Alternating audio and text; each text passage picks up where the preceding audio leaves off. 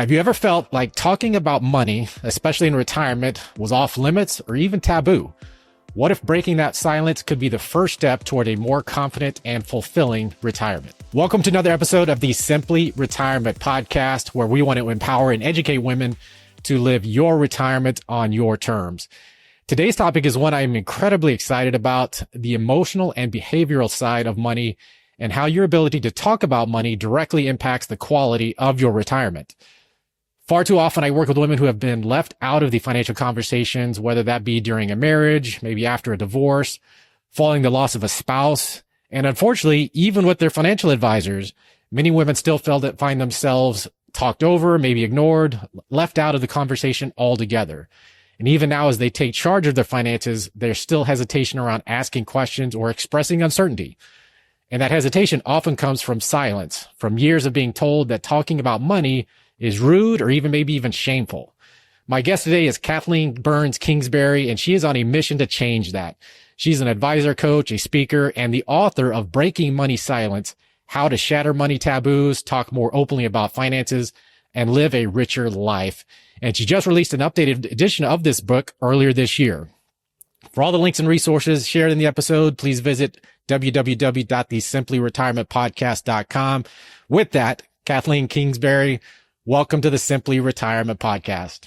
Thank you, Eric. It's exciting to be here and break money silence with you. Absolutely. I'm so excited. I've read the book. I'm so excited about having this conversation. We were trying to get this done a couple of weeks ago and didn't work out, but I'm so excited to have you on here and just have you share your insights and make a huge impact on our audience. Excellent. Well, let's get started then. Absolutely. Let's do it. So let's start with your story. What led your focus to your career on the intersection of psychology, wealth, money, conversations, and ultimately what led you to write the book, Breaking Money Silence? Sure. I'll give you the short version. In terms of my career and ending up in financial psychology, it isn't something that I could have predicted earlier on, but a series of events led me to discover this field of money psychology.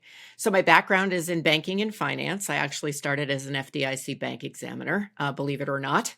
And during that time, discovered my love of psychology. And I really wanted to coach the bankers to be able to do a better job as opposed to just rate them on their safety and soundness. But that wasn't in the job description. So ultimately, I got a master's in counseling psychology and went the completely opposite direction. Worked with primarily women around women's empowerment, helping them feel better about their bodies, depression, anxiety, things like that. And ultimately, I came to this crossroad. And the crossroad was I was burning out of healthcare and I had a strong business side. I also had a personal experience where I'm incredibly financially literate, but still managed to get ripped off by a crooked contractor. And I realized, wait a second, you can be smart about money, but it can still kind of mess with your head. And so that was the impetus of starting KBK Wealth Connection, my coaching, consulting, and training company. And also the start of me really blending those two things together. And so over the course of my career, the business has been open almost 20 years, believe it or not. Over the course of my career, I've always talked about the intersection between psychology and business or finance. And so it's just where I live. It just makes sense to me. And I'm really happy that there's a lot of folks coming up behind me that you know and probably have had on your podcast that are continuing the work.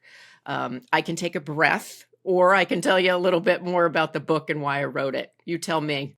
No, that was awesome. I really enjoyed hearing your background. We've gotten the chance to know each other just a little bit here and there through groups like Purse Strings and some other things we're connected together with. But yeah, to talk about the book, what led you to write a book? I'm always fascinated by those stories about, what led you to take the time, to have the passion to do that. Insanity is what led me to write books, because I've written 5. So I've signed up several times. But the first time, just very briefly, it was like a personal thing. I just felt moved to write a book, and I co-wrote a book, which was a huge accomplishment. And there's never anything like your first book. So I encourage people to do that if they have that yearning. In terms of my latest book, which is Breaking Money Silence, it was originally published in 2017. And at that point in time, I had worked a lot with financial planners, advisors, private bankers around communicating about money, helping individuals, couples, and families talk about money, and also had worked with a fair amount of clients around that issue as well. And what I noticed was there was a big disconnect. Advisors wanted to talk about finances and the human side of finance with their clients, and clients kind of wanted to talk about it, but didn't think financial advisors did that. And so breaking money silence is really that bridge between those two worlds, because I thought, why is this the case? Advisors, even though they're very good at talking about your money, aren't necessarily good at talking about their own money or talking about kind of the more sensitive topics, retirement and end of life certainly being two of those topics. And so really breaking money silence is a roadmap talks a little bit about why it's a problem, but more importantly, how do you go about changing that in your life, whether you are an advisory client or whether you're an advisor trying to incorporate that more into your business. So when you talk about money, one of the things that I really enjoyed that you talked about, and I think was so impactful for me in reading the book, was the money mindset. Mm-hmm. And where that comes from. I was really fascinated by that. I would love you to talk more in detail about that, with you guys all the way down from your childhood even. And there's so many things that lead to what your money mindset is. Can you talk a little bit more about that piece? Sure. So a money mindset is a set of thoughts and beliefs and attitudes we have about money and wealth and the purpose of it in our lives. And what is fascinating to me, and probably to you in the audience once they hear it, is that these thoughts and beliefs often reside in your unconscious thoughts and mind. And unless you take time to explore them and uncover them, they're influencing your saving, spending, gifting, and investing without you even knowing it.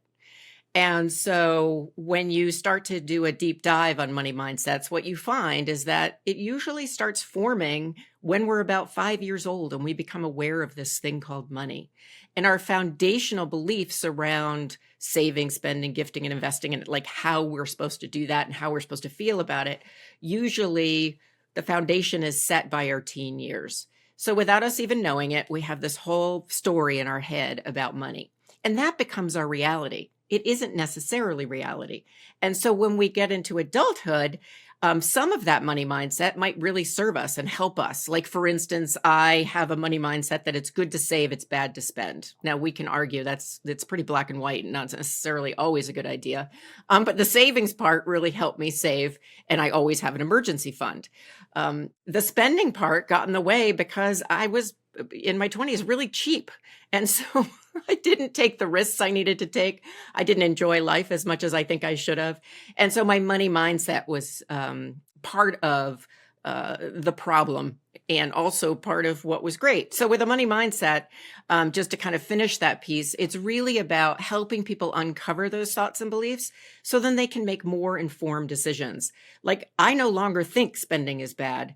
I think that's way too concrete. I think that's too black and white. I think there's certain types of spending that is healthy and really a good idea. And then other types of spending, like impulse spending or spending because I'm not feeling good, as opposed to dealing with those feelings, I figure out other ways to do that. So that's kind of the type of work that I do often with advisory clients. And I'm curious, this is just a question that popped into my head about the idea that your money mindset comes from your background, starting even as your younger years.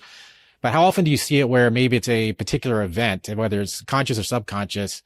And just an example, if I run into clients, for example, that might have started investing right before the financial crisis or right before some significant decline in the market, and that's kind of sets their mindset for that point forward and their fear about doing certain things or fear of making certain decisions. I'm just curious, how often do you see that variance versus, developing that mindset from a young age versus some immediate kind of we'll call it a catastrophic type event? I see that a fair amount. And what is interesting is it's part of the overall mindset. So if we think about it, and this isn't to blame parents, it's just parents are around you managing money. So they happen to be showing you overtly or covertly how to do this thing called money. So it's your family is sending you messages, society is sending you messages. Certainly if you were a certain gender, a certain race, there's messages. But when you talk about these traumatic events, often when I'm doing work with people, whether it's advisors or with the end client, what I find is that sometimes they don't even remember them. Like I had one woman I worked with who was an advisor, and she had a lot of trouble keeping cash in her business. And I'm talking like enough to be viable. And so when we really dug into her money mindset, we discovered this traumatic event in her life where she just felt like she had to get rid of the money, like she couldn't keep the money.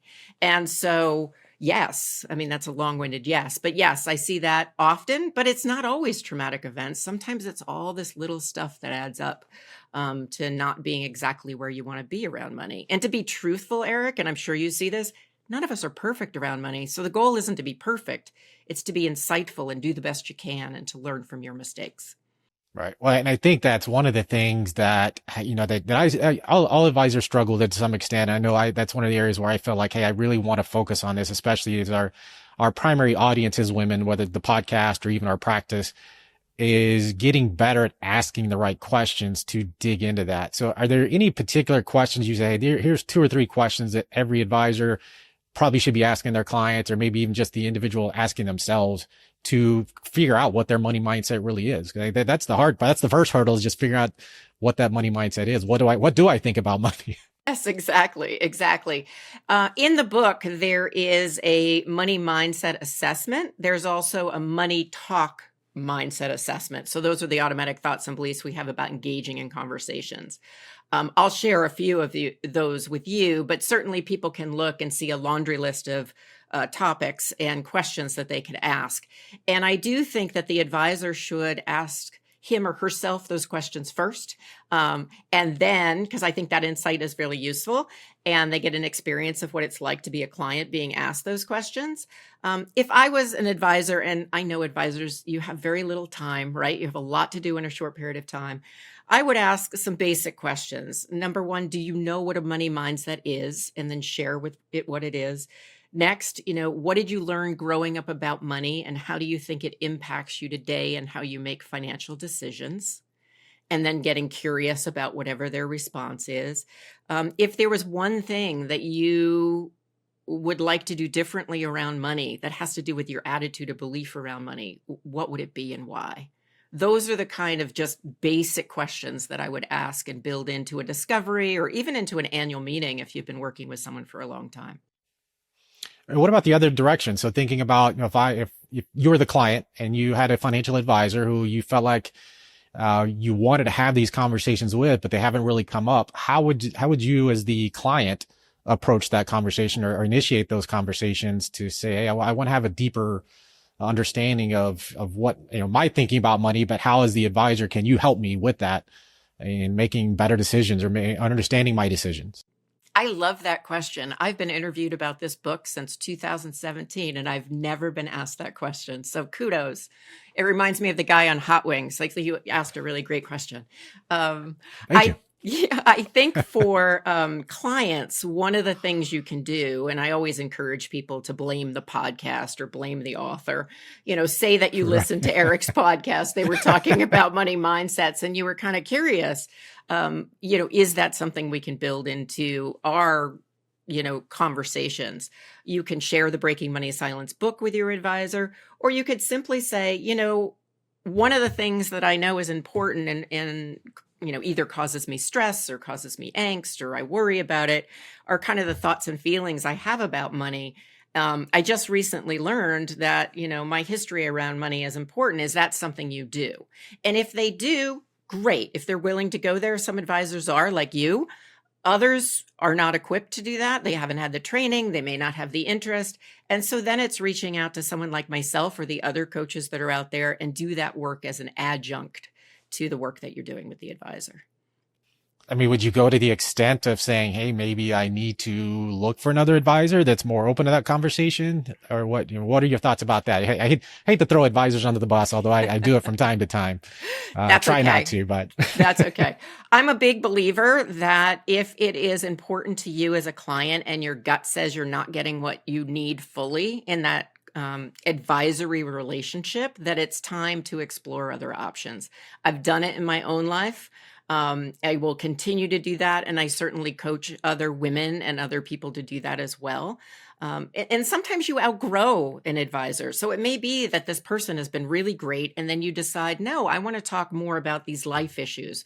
I want to talk more about and get guidance around how do I have conversations with my kids or with my adult parents about retirement or about this next phase of life. And if you feel like you're not getting what you need, it's absolutely okay to break up with your advisor. I encourage people to take some time to think about kind of what they're looking for in an advisor and take some time to interview a couple of different advisors. But they're out there. And so, yeah, sometimes you have to let somebody go, not because they're a bad person, just because they don't fit your needs anymore. Well, I always use the example, with financial advisors, I think it is so hard for a single financial advisor to be an expert in everything. When we talk about our primary client being very near or in retirement and the decisions you have to make when you're 65 being completely different than the decisions you have to make when you're 45. If you're saving for education versus you're trying to figure out how do I start drawing money from my retirement accounts, which accounts should I be drawing from first? What do I do about Social Security? Those are all completely different questions that you're trying to answer now versus 20, 25, 30 years ago. But this seems like it's somewhere, kind of along those same lines of, hey, if I am not getting the services or not getting the value that I feel like I want from this advisor, maybe that's another consideration to say, hey, maybe it is time. Like you said, maybe I've outgrown this particular advisor. Yes. Yeah, no, absolutely. And, I don't know what you think, Eric, and feel free to chime in because it is your podcast, but I do think all advisors can't be all things to all people. And that's where sometimes a client might set up what I call a financial dream team with the advisor is a really important piece of that dream team.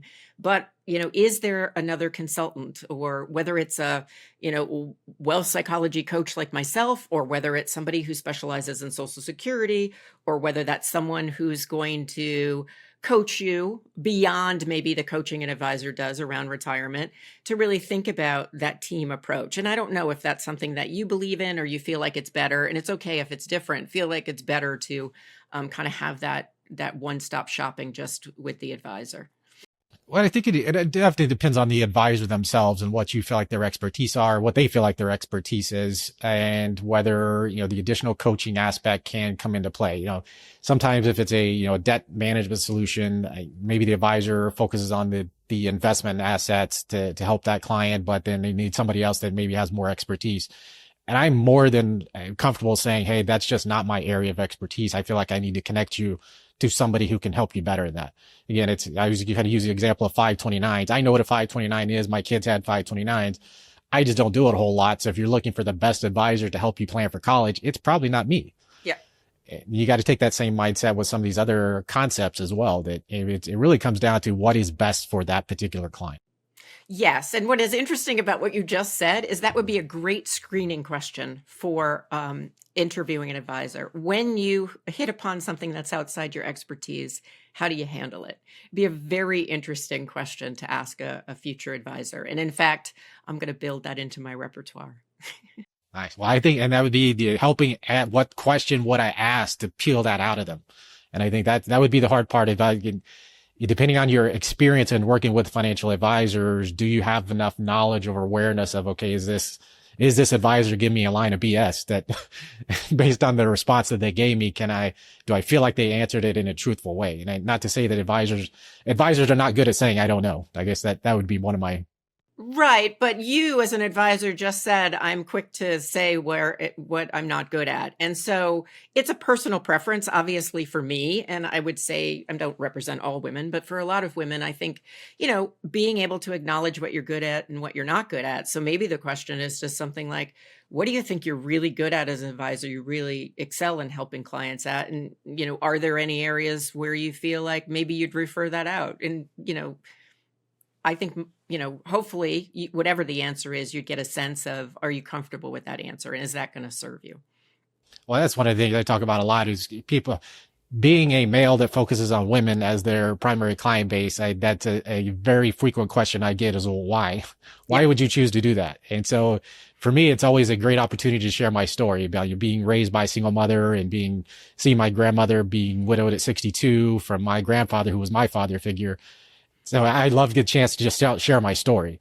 But that's one of the things I always say is if you don't have a story behind why you're doing something, especially when it comes to working with women, pretty quickly they're going to see right through you and they're going to know that you're full of it. And they're probably going to be finding another advisor anyway. So well, that's kind of what I actually think we need more male advisors who do specialize in working with women. Not to say that women aren't great at it, but different dynamics work for different people. And I know I grew up and learned a lot from my father, primarily talked to my father about money. And so historically, most people wouldn't think this given what I do for a living, but historically, most of my advisors have been male. Not that I've searched out men advisors, but it's just been the people that I've clicked with. So really, I think there's real use in everybody being involved in, helping better serve 51% of the population. Well, that's what I think is interesting. I'd love to get your thoughts on this too. So I talked about this in episode 50. There's this great wealth transfer that our industry, the financial services industry, is talking about constantly. At every event, whatever it might be, it's talking about this great wealth transfer, and more specifically, how much of that wealth is going to be going to women over the next, I mean, it's already started, but over the next few years, a significant amount of this wealth is going to women. And our industry is talking about, how do you prepare for that? How do you got to have the right systems. And I'm like, why is this now the trigger for you to start doing things that you should have been doing 50 years ago, 100 years ago? What are your, I'd love to get your thoughts about, all that's going on. Cause I'm sure you see it, this big wealth transfer issue, and be prepared, because women are going to be taking over, and you got to be ready. You got to do things differently. I'm like, why? Well, why are you now? In 2008, I was standing on stage telling people that there was this big, great wealth transfer, and 70% of it was going to go to women. And you flash forward, do the number of year count. Since then, I've published a book, How to Give Financial Advice to Women, which is still in print. Probably needs to be updated, but you can still get it. And it talks about that. And I just wrote a piece this morning that's going to go on my website about the great wealth transfer and the opportunity with women. So I completely hear you, Eric. I think that some advisors like yourself have gotten the message early, and have also learned that often a lot of the skills involved in working with female clients, they're not all the same, just like male clients aren't all the same, is really meeting the individual where they're at. I mean, gender is part of it, but it's really just customizing that and being able to talk about not just the technical aspects, but also the aspects around, in your case, retirement, that have to do with feelings and uncertainty and what's it like to spend down when you're used to saving. So I do feel like some advisors have gotten it. I do also feel like it's a broken record. And I was like, wow, we've been talking about this for almost 20 years. And I know I'm not the only one who's been talking about it for 20 years. So yes, there's a great wealth transfer. There's a huge opportunity for advisors. You're ahead of the game because of the work that you've already done. And I think female clients and their partners need to know that puts them in a position of power. And that means that you can be very selective with who you want to work with as an advisor. I know it's hard to break up with an advisor. I know it's also hard to find an advisor. It's like dating, but it's, without all the fun. And so I just really encourage anyone who's listening in to really just do an assessment and see, is this the right person for now? And if not, take the risk and make a commitment to your financial life. It's really important. Well, along those lines, a lot of our clients and our audience, the people we speak to, have gone through some life transition. In many cases, they've been widowed or they've gone through a divorce, and they may be now, we talked about when you're young and what conversations you've had with your parents and how you learned what your money mindset, where it comes from. But in front of a lot of audience who may be in their later 50s, early 60s, even their 70s, where maybe even in their relationships, their marriages, there wasn't a lot of conversation about money. Like either because the husband just wanted to control that aspect of their lives, whatever the reason might be, but now they're in a position where they need to speak up more. Are there certain things, strategies, ideas that you think would help in getting those conversations started, or trying to figure out, where do I go from here? How do I get those money conversations started? Yes, yeah, absolutely. And I see it a lot from the lens of the adult child who reaches out to me to do some coaching around breaking money silence because they're worried about their parents not talking about retirement or not talking about this next phase of life. I think if you're listening in, it's very similar. It's a mindset. It's part of your money mindset is, what are the automatic thoughts and beliefs you have about retirement? And it could be as simple as having a conversation. And maybe if it's too scary to have with your partner right away, maybe you have it with a close friend or a trusted advisor. What does retirement mean to you? Looking back at your family history, how did your parents enter retirement? Did they retire? What did they do in retirement? And how do you think that would be similar or different? And then, like, what's your biggest fear when you think of retirement, and what's your biggest joy? And I know, getting closer and closer to retirement myself, I know that these conversations are really important. And that might be also something you talk to your advisor about. As we approach to retirement, what are the conversations that you're going to help facilitate around this next phase of our life beyond just the investments? Because as you know, it's pretty emotional. And I think most of us think about retirement so differently than our parents did. We're not sitting on the front porch in a rocker waiting for our days to pass. We're on mountain bikes, we're in kayaking, we're skiing, we're traveling, visiting grandkids. So there's a lot of joy that can come from this type of money conversation. And so, I encourage people to really break through that silence. Well, and I told, before we started, I told you there was a story I might try to work in if it made sense. And I think maybe it does. And part of this is because of that exact reason. So if you're the wife or, either partner, but you don't feel like you had a voice in the money conversations, one of the things is, this was a LinkedIn post, and I won't share who made the post, but it was a pretty well-known person in the leadership space. He actually put on LinkedIn, "Hey, I'm 63. I'm thinking about when I should be starting Social Security. We don't really need the money. But, I could start now and all these different things, or I could wait till I'm 67. I could wait till I'm 70. My wife hasn't worked, so her benefit's going to be the spousal benefit, half of his, whenever he does start." And his question, of course, was, and this is out there to everyone, what are your thoughts about when I should start? And again, maybe it's because I'm hypersensitive to these things. My response was, well, have you asked your wife what she thinks? Yeah. Because the issue is, and I've talked about this on a number of episodes, she's going to outlive you, more than likely. Whatever you decide on your Social Security benefit is going to drastically impact her, because that is going to be her survivor benefit as well. So, I didn't put it quite as forthright, I guess. Yeah. I said it, and hopefully as a nice way as I could, but have you talked to your wife? Because this is what typically happens. She's going to outlive you. That's going to be her survivor benefit. If you don't need the money, that might not be that important to her. She might think, hey, if the more guaranteed lifetime income I have, the better off, the more comfortable I'm going to be. And it was just interesting that conversation, the question was posted on LinkedIn, and maybe I hypersensitive, maybe he did. He just liked my comment. So, oh, okay. So but it was also one of the few. I think there's maybe only one other that brought up the spouse. All the others, well, if you start doing it now, you're working, you're going to get it reduced, and all these other non-spousal related responses. There was like two responses, including mine, that were related to what does she think? How does the wife think you ought to handle this? Right. Right. And I'm just curious of where those conversations being had. Has he asked his wife? I don't know if he has or hasn't. But it just, the way the question was phrased made me feel like that he probably hadn't. Yeah, I think there's that bias. And sometimes, depending on the person, they think they're protecting their wife. And sometimes they like to have control over the decisions of finance. And sometimes they just, neglected to think, oh, I should ask my wife.